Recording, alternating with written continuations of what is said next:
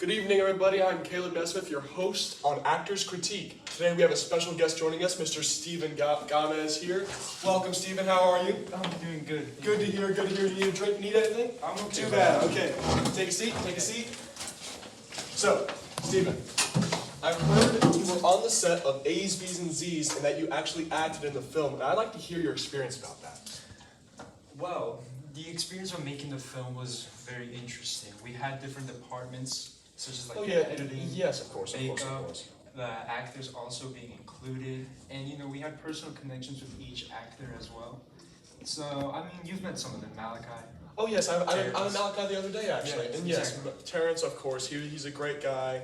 I actually heard about his special connection to you, but I won't get into that today. I actually had a few questions for you. Oh, okay. So my first question, and I know this is a little wordy, but I had to write it down because I don't want to mess it up. How does your product, or in this case, your film, use or challenge conventions, and how does it represent like social groups or like issues in the world right now? Well, you see, a lot of kids in school struggle with some aspects, lack of attention, they're not really engaged with the education they're receiving. It's all these So phones. with this film, we try to include that aspect as well. Right. These kids in detention, they're not really paying attention to, the teachers and stuff. So they're put in there. So is it like a punishment kind of thing, or is it like Well, sort of like a punishment, but also saying, it's like a consequence of Oh, lack so of attention. it's like a reflection, but a reflection on a social issue. Exactly. Okay, I gotcha. And with the first student going to the bathroom and his lack of awareness causes him to be infected. That's you acting, that's right. Yes, that's me acting. Okay, I see. So, and then the two other students that find out, because they're aware of it, they go and look for him, and then they end up surviving in the open.